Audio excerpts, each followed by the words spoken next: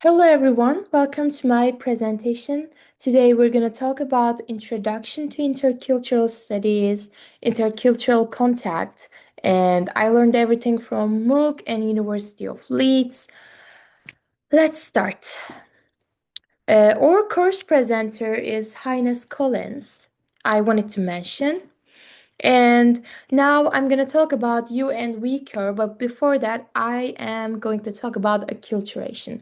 Acculturation is basically, there are individuals who are coming from different cultural backgrounds, and when they come into together, and when this leads to changes in the original cultural patterns of both groups. And now I'm gonna talk about UNV curve. UNV curve is like um, is developed to describe the process of acculturation, and it was Sverre Isgard who developed this. I can't pronounce the name so well. And it has some stages, and its stages are like um, first of all, first stage is honeymoon period. Honeymoon period, there are some kind of excitement in you because you're going into a new environment, and there are crisis period, and in this period, this is also like culture shock, and third one is adjust adjustment period, like feeling good in the new environment, feeling okay. And big fourth period is biculturalism period, and it's feeling well adjusted and good in the new environment. It's the fourth period. So now I'm gonna talk about um, first of all, this course explores how intercultural contact is understood and experienced in different contexts. Okay.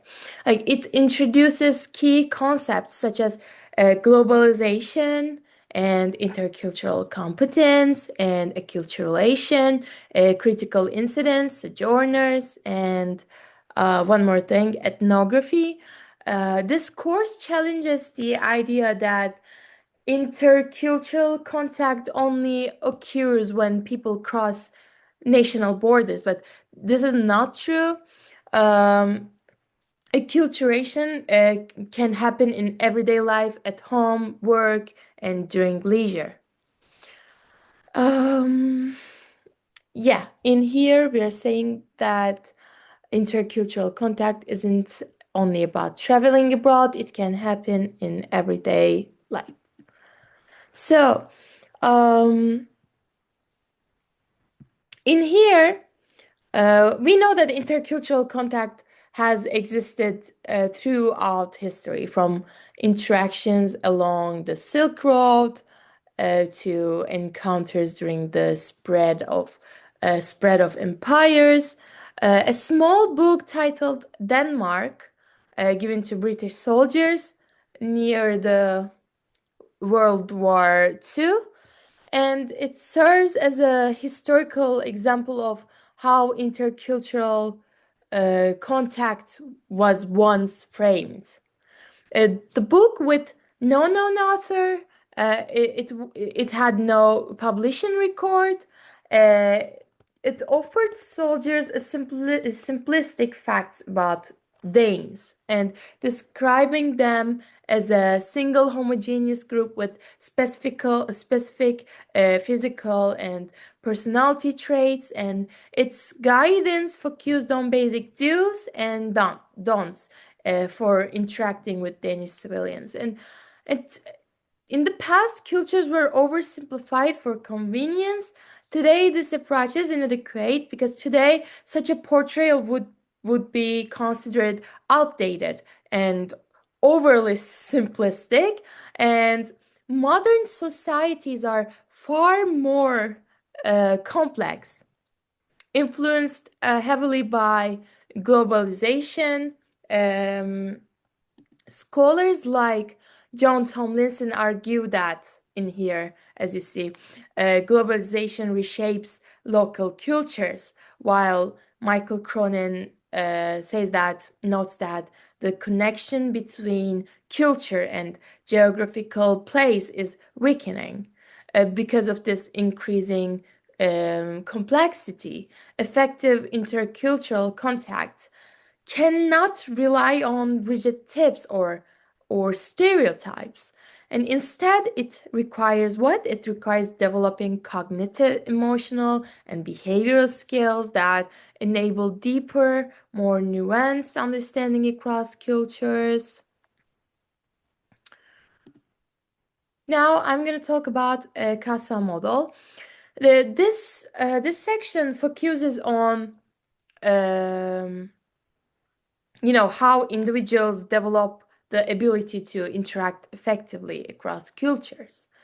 And Highness introduces a simplified model called CASA based on Michael Byram's well-known model of intercultural communicative competence.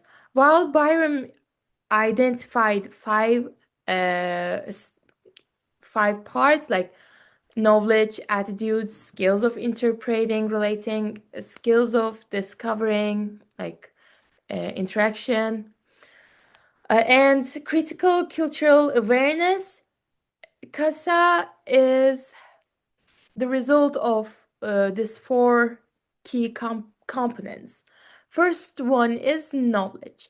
Knowledge is not just facts about a country, but a deeper understanding of how a society is organized and how it functions and how different contexts within the society vary. And second one, awareness is the ability to critically evaluate cultural assumptions, stereotypes, and discourses.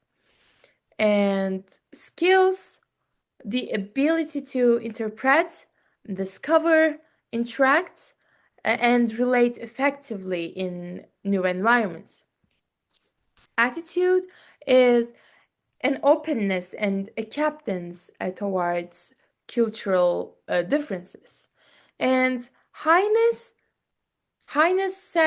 emphasized that these areas should not be viewed as separate areas. They operate on multiple levels and overlap.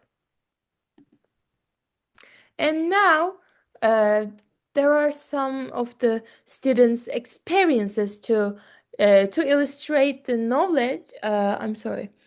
To attitude, Gracie's experiment is she faced stress and conflicts, but avoided generalizations, practiced metacognitive awareness, monitoring thoughts and reactions.